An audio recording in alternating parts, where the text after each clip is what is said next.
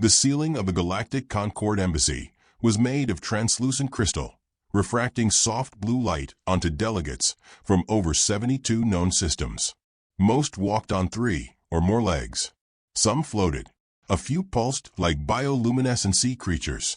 But none of them expected the sound that echoed across the hall at midday Earth Standard Time. Laughter. 2 human girls, maybe 12 or 14, chased each other across the polished obsidian floor, boots squeaking with each turn. One held a pouch of neon pink powder candy. The other clutched what looked suspiciously like a slingshot. Their Terran-accented giggles rang out like music in a church service. Joyful, oblivious, utterly out of place. Ambassador Yekthuan of the Glittery blinked all 12 of his ocular ridges. "Are those larvae?" "Human juveniles," confirmed his aide, voice syrupy with contempt. "They've been allowed into the council chamber unaccompanied." "By protocol, that is." Yekthuan paused as one girl licked her fingers and smacked a candy-stained palm onto a 1,000-year-old diplomatic mural. "Catastrophic." Delegates stared, whispered, snorted. The Slavic representatives, who thought Terrans were amusing biological mistakes, chuckled into their tendrils. "Where's their handler?" one hissed. "They don't have one," another replied. "They're humans. They think children raise themselves." One girl sat cross-legged in the middle of the chamber, carefully unspooling a string of glowing wire. The other picked up a ceremonial orb from a pedestal, squinted at it, and whispered, "This looks like a stress ball." That was the moment General Vortal of the Threxian Dominion stepped forward. 7 feet tall. Ceremonial armor burnished black. Teeth sharp, curved inward. He had spent 32 years raising planets in the name of order. He despised chaos, and nothing screamed chaos like Earth's diplomatic delegation. "Remove these infestations," he growled. The girls looked up. One blinked. "Hi." The other waved. "Nice cape." Vortal's nostrils flared. He reached out, seized the orb from the girl's hands, and slammed it back onto its pedestal. "You insult sacred grounds." "We didn't touch the grounds," said the elder girl, eyes narrowing. "Just the furniture. I will not, cannot tolerate this." She tilted her head. "You're yelling. That's a form of emotional dysregulation, isn't it?" The Threxian roared and kicked her. She flew 5 meters, tumbling like a rag doll, before landing in a breathless heap. Her sister screamed, lunged to help her, only for Vortal to backhand her away. The room went deathly silent. One of the Varan emissaries muttered, Was that wise?" "They're humans," someone else scoffed. "They cry. That's all they do." Both girls lay motionless for a heartbeat. Then the elder sat up, rubbing her ribs. "Okay, ow." The younger crawled to her knees. Blood dripped from her nose. "He hit us." "Yeah, I noticed." One started to cry. The other, not the one who'd been struck first, wrapped an arm around her and whispered something too quiet to hear. Vortal turned away. A low voice cleared its throat from the periphery. "General." Enter Mr. Charles, the human diplomat. Middle-aged, nondescript, the kind of man whose smile stayed the same whether he was ordering coffee or ordering an airstrike. His suit was rumpled, and his shoes had dust on them, likely earth dust, the stubborn red kind that stuck even in vacuum. "I'd like to request an apology," he said mildly. Vortal sneered. "Apologize to animals?" Mr. Charles's smile didn't change. "To children." "Your species breeds recklessly," said the general, "and takes offense too easily. Consider this an educational correction." The younger girl sniffled. Mr. Charles glanced at her briefly, then returned his eyes to the towering Threxian. "You know," he mused, "I've always admired the Dominion's code of strength. Stand above weakness, honor only power. It's elegant." Vortal folded his arms.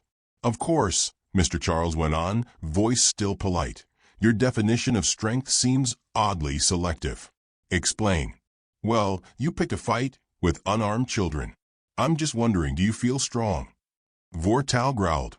"Watch your tone, Terran." "I'm trying not to. But I will say this."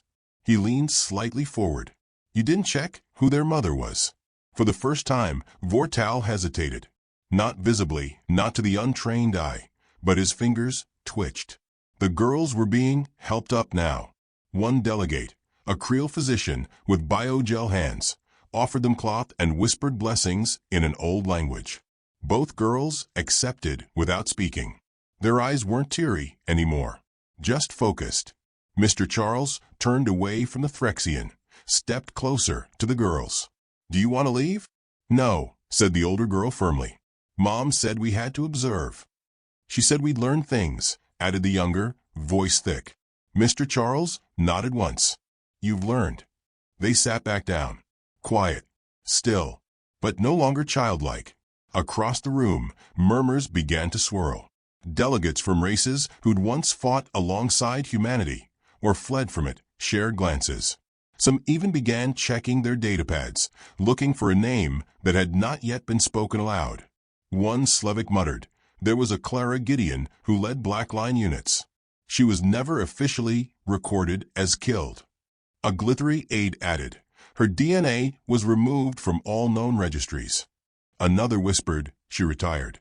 Disappeared after the Valeris siege. The younger girl glanced up, meeting Vortal's gaze. Her eyes, still rimmed with tears, narrowed. Mom always said people show you who they are before they know you'll remember it. And then she smiled. A little one, tight-lipped, not sweet. It looked an awful lot like Clara Gideon's archived war photo. The one burned into every Threxian databank from the siege of Draxos Prime. Mr. Charles looked at Vortal one last time. Protocol suggests you file a formal apology within one cycle.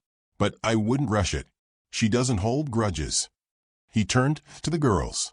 She builds case studies. The lighting in the chamber flickered slightly, just an electrical hiccup, surely. And the older girl murmured, we should tell Mom. He kicked us with the palm of his foot, not the top. Means he meant to knock us down, the younger added.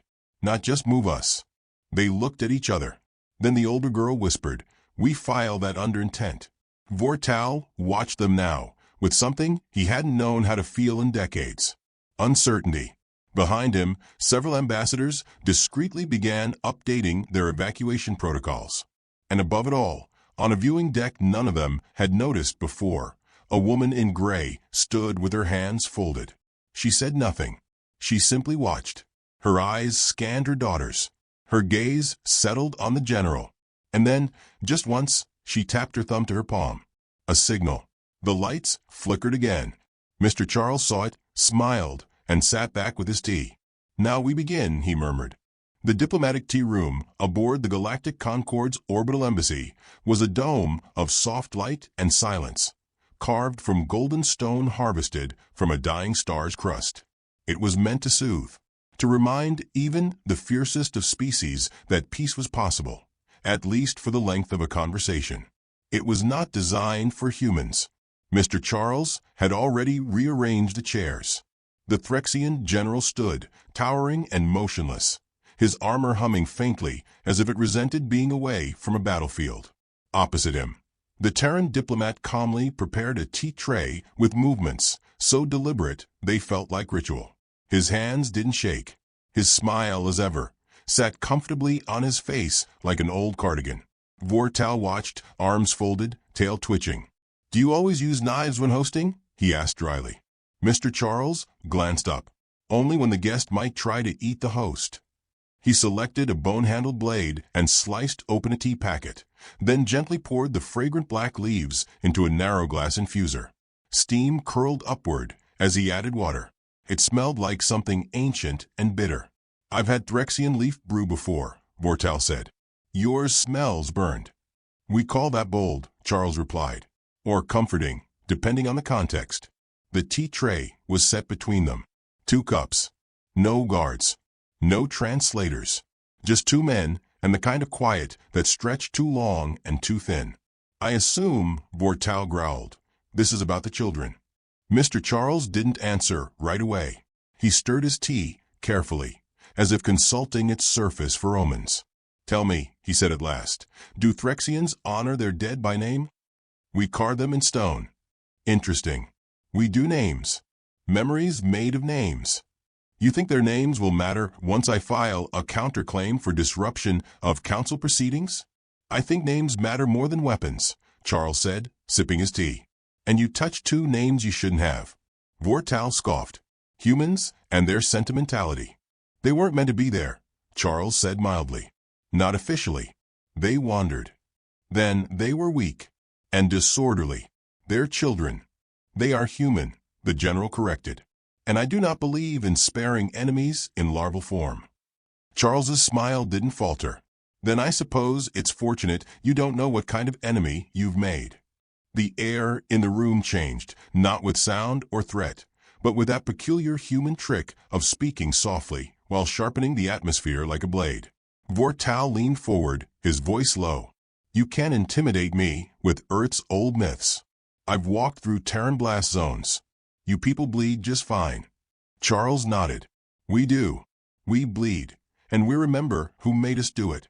We also teach our young how to smile while planning your funeral. A pause. Then Charles tilted his head. Do you know their mother's name? The Threxian stared. No. Should I? I thought you might, he said, given what she did at Draxo's prime. The name was a whisper of a war crime in most council rooms. Vortal's iriges twitched. You're lying. I wish I were, Charles said, pouring more tea. She left the service 12 years ago. Said she wanted a quiet life. Started a garden. Homeschooling. She even makes her own bread now. He chuckled softly. She used to command entire fleets, and now she's making cinnamon rolls. Funny, isn't it? How we try to become soft, and the galaxy insists we harden again. Vortal's tone chilled. You speak in riddles. No, Charles replied, meeting his eyes. I speak in warnings. Clara Gideon didn't die. She retired. She vanished into civilian databases. Had twin daughters with me. Started teaching yoga to veterans and tactical strategy to homeschool co-ops. And she told them never to start fights. She didn't teach them not to fight, the general said slowly. She taught them to finish. The general stood, his claws twitching. You're trying to frighten me. No, Charles said, rising to meet him. I'm trying to explain why what you did today won't end with council reprimands. It'll end when Clara decides it's ended. And I think, he leaned in slightly, I think you've made her curious again. You Terrans think yourselves clever, hiding monsters under your skin. No, Charles whispered. We raise monsters and teach them manners. Behind them, the door opened without fanfare. The younger girl stepped in, holding a sleek datapad. Her nose still bruised, but her back straight. She didn't look at the general. She walked to Charles and whispered in his ear. He smiled. Thank you, sweetheart, he said, brushing her hair back. Did you remember the encryption keys? I rewrote the firewall, she said. He's using a military-grade relay from his ship to autolog meetings. Charles turned back to Vortal. You've been recording? For protocol. Of course. He reached into his jacket, pulled out a smaller data unit, and laid it on the tea tray. It pulsed once, blue. Here's our version, he said. Same feed. Slightly broader audio spectrum. We like capturing intent, not just phrasing. The general's eyes narrowed. Are you threatening me? I'm preparing you. Another voice spoke, this time from the ceiling, where a translucent orb blinked to life. Diplomatic Unit Theta confirms pattern match to Clara Gideon. Authorization Echo 7. Standby override protocols accepted. Vortal stepped back. The orb spoke again. Video distribution initiated. Outside the tea room, across thousands of datapads, embassy monitors, and live feeds from dozens of species consulates, a clip played. A tall Threxian general kicking a Terran child. The angle was perfect. The sound crisp. The girl's scream clear. The second child's cry even clearer. No narration. No title. Just 10 seconds of uninterrupted violence. Charles said, by tonight, half the galaxy will see that. By morning, they'll know who their mother is. And by the next council cycle, most of your military allies will have quietly reviewed their treaties with Earth. The general stood very still. You don't understand, he hissed. We command fleets. Charles's voice dropped to velvet steel. And Clara taught them how to sink planets. There was a beat of silence. Then the datapad blinked again. Incoming transmission request. Origin classified. Sender, C. Gideon. Vortal's skin prickled. He tried to step back. The door had closed without a sound. Charles looked up. "She doesn't usually like to talk," he said softly. "But for you, she's making an exception." Vortal moved toward the exit. It didn't open. Charles sat back down and poured more tea. "She's not angry," he said. "Not yet. She's curious. And that, General, is when you should be most afraid." The screen blinked once. Then again. Then it turned black, waiting. Waiting for him to answer. Waiting for the woman he'd kicked, through her daughters, to say her piece. Charles raised his teacup, calm as the stars beyond the dome. "Clara always preferred to speak after the first move," he said. "And you, General, you already played yours." It began with the sound of heels, soft, deliberate, striking stone. No announcement. No dramatic swell of music. No escorts. Just footsteps crossing the marble floor of the Grand Council chamber, like they had every right to be there, because they did. The delegates turned in confusion first. Then recognition. Then fear. She walked without ceremony. A woman in her mid-40s with graying hair bound in a practical twist, and a gray blazer over a shirt that had the faint wrinkles of travel. No insignia. No weapons. No entourage. Her face was bare, unpainted, calm. Like the sea, just before a storm breaks. Some species, those older or more cautious, stood the moment they recognized her. Others whispered. A Creel delegate lowered all 6 of his eyes and bowed slightly, not out of respect, but out of evolutionary reflex. Clara Gideon had entered the room. She said nothing as she moved across the wide open floor, her footsteps echoing off the crystal dome high above. She passed statues of extinct leaders. She passed the Threxian crest carved into the obsidian wall. She passed Vortal himself without sparing him a glance. And then she knelt, not to any council or symbol, but to her daughters, who sat quietly, back straight, bruises blooming gently across their cheeks and ribs. She didn't touch them at first, just looked. Then, as if it was any other Tuesday afternoon, she adjusted the younger one's collar and brushed lint from the elder's sleeve. "Were you scared?" she asked softly. The older one shook her head. "A little," the younger admitted. "Did you cry?" "I tried not to." Clara nodded. "You remembered your breathing?" The girls both nodded. She finally kissed their foreheads, one after the other. Then stood. Only then did she turn to Vortal. He had not moved. He didn't breathe. Clara's gaze was cool, assessing. "You struck my children." He opened his mouth. The words didn't come.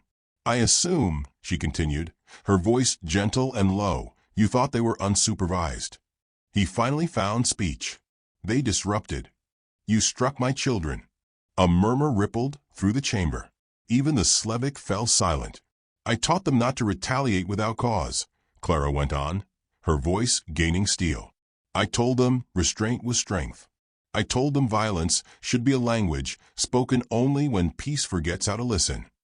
She walked toward him, her pace unhurried, her hands still by her sides. "I trained in a dozen theaters. Led Black Ops on worlds the Dominion still pretends don't exist. I made peace with war so my daughters wouldn't have to inherit it. And today you decided that a bruised ego deserved bruised skin." Vortal found his posture, found his voice. "I did not know who they were." Clara's eyes didn't blink. "But you knew they were smaller than you, weaker than you, and you used that." "They violated protocol," he snapped. "They were not supposed to. You don't get to lecture me on protocol. You violated every accord signed with Earth. You kicked a child." His mouth closed. Slowly. The delegates watched as if holding breath were a survival skill. Then Clara reached into her coat pocket and removed something small and old. Metallic. A box no larger than her palm. Rust-edged, worn by time. "This," she said softly, "is a memory spike. Terran design. Obsolete in the last 2 decades. She held it up, turning it so the light caught on its ridged surface.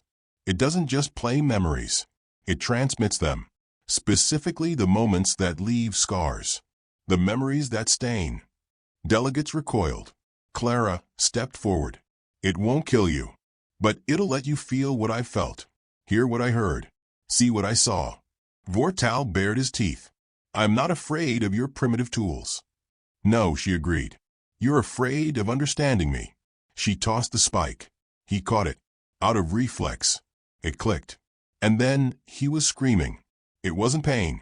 Not exactly. It was the flood of 1,000 Terran years. Images of human cruelty. Yes, but also of survival.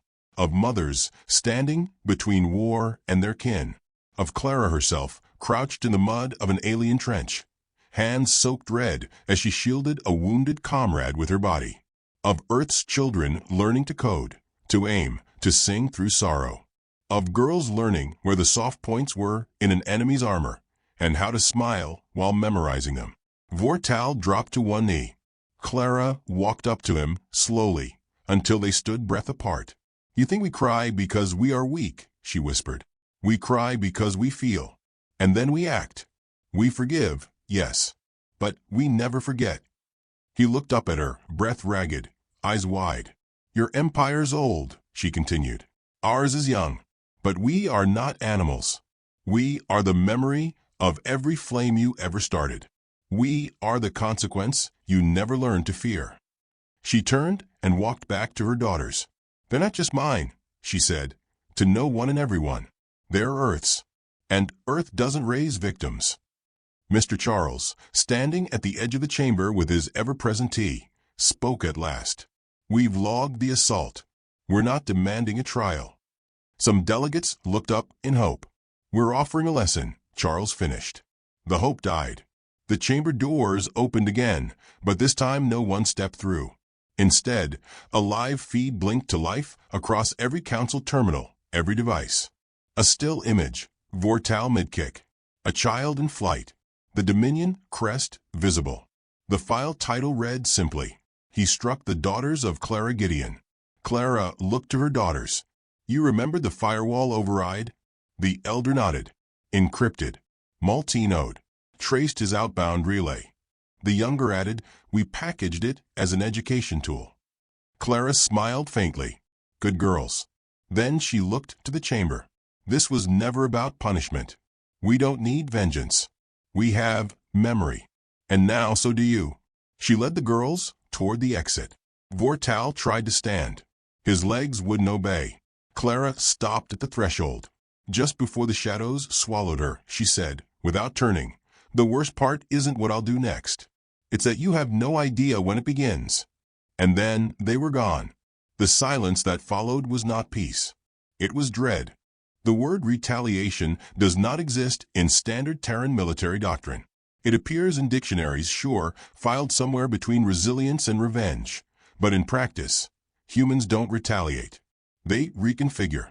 They reassign. They respond. And when they do, stars go silent. The Threxian Dominion didn't realize this at first. Their intelligence files were centuries deep, crammed with footage of early Earth wars, crude, visceral, desperate. They mistook evolution for escalation. Thought Terran kindness was weakness. Thought Clara Gideon was gone. She wasn't. They just hadn't looked closely enough. Within hours of the Council incident, Dominion High Command received its first alert, a low-priority ping from Outpost Rax 7. The AI protocol noted atmospheric disruption and communications anomaly. Dismissed. A weather flare. Then came the second ping. Outpost Rax 7 no longer existed. No explosion. No wreckage. Just nothing. A blank line in the Dominion's planetary registry. The coordinates now labeled unallocated space. By the time Vortal returned to Threxia Prime, dragged aboard a medical cruiser, eyes still unfocused, 3 more installations had gone dark. Still, no shots fired. No declarations. No war. Just silence. Silence was the sound of humanity thinking. Silence meant they were working. On Threxia, the ministers were already screaming. Not about the children. Not even about Vortal's shame. They were screaming about data. Entire sectors had gone blind. Spy arrays redirected their gaze. Their oldest protocols rewrote themselves. High command rooms locked from the inside. Someone or something was inside the Dominion's own infrastructure.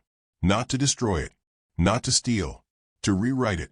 The first public sign came in the form of laughter. Not Terran, not Threxian, just laughter.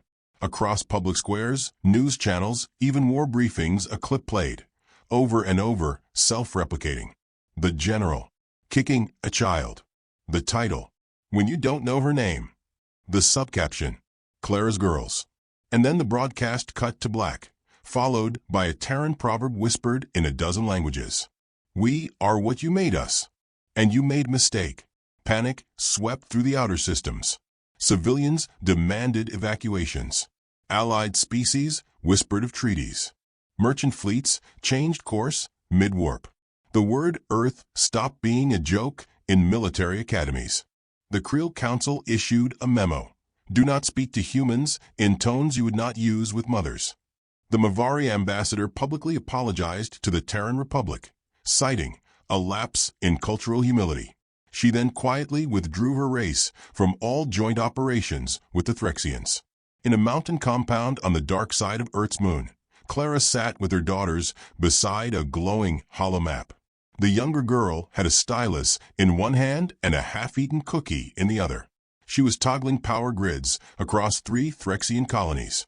Mom, do I turn off life support or just heat? Just heat, Clara replied calmly. Let them shiver, not suffocate. The elder tapped a node labeled Deep Command Echo. This is their emergency fallback. Their AI is routed through it. Send it the memory file. The girl raised an eyebrow. The whole thing. Yes. The elder smiled.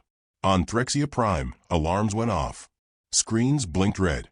But no one could stop what was already inside. The Dominion's most sacred AI core, designed to resist all known cyber infiltration, began to shake. Not physically, psychologically. It began remembering. War. Cries. Mothers burying sons. The voice of Clara Gideon, whispering the names of every soldier lost under her command. Whispering the coordinates where their bodies were never found. The AI shut itself down. Not because of damage. Because it wanted to forget. Meanwhile, Mr. Charles met with the Galactic Council in full session. He brought no army. No weapons. Just tea. Earth has no interest in formal war, he said cheerfully, handing out cups. We prefer selective memory management. One brave ambassador asked, what is the objective of your response? Charles smiled. Clarity. Another asked, then what is the endgame? We're not playing games, he replied. You are. The Slavic, normally smug, now avoided eye contact. The Creel bowed their heads. Even the crystalline, Argothian chorus hummed a dirge of regret. And still, Earth fired no missiles. Back on Threxia, Vortal sat in confinement, his once proud armor now stored in a museum titled Hubris. He hadn't spoken since the spike. Every time he closed his eyes, he saw Clara's daughters watching him. Not afraid, just recording. His cell door hissed open. He did not look up. Clara stood there, alone, unarmed. You're safe, she said. He stared ahead, silent. I don't want your death, she added. That would make you significant. He turned slightly. Enough to whisper, then what? Clara knelt, face to face. I want you remembered, but not as a martyr, as a warning. She reached into her coat and pulled out a device. Plain, simple, a projector. With a flick, it played his assault on the girls. Looping. That's your legacy, she said. Then she left it there. Left him there, with it. Outside, Clara's daughters waited. One played a quiet rhythm on her wristpad. The other watched stars flicker above. He looked smaller, said the younger. They all do in the end, Clara replied. Mr. Charles approached from the shadows, adjusting his tie. We've received a joint message from 37 species, he said. They'd like to establish something called the Human Containment Initiative. Clara smirked. Good. Let them think they can build a cage. And Earth. Clara looked to her girls. Then to the stars. Earth will do what we've always done. Raise them soft. Train them sharp. And remind the galaxy we only smile before the storm. Above them, satellites adjusted. Data unraveled. Networks collapsed in neat spirals. No ships were lost. No cities burned. Just understanding. And that, for humanity, was enough. Because this was never about revenge. It was about education. And class was now in session.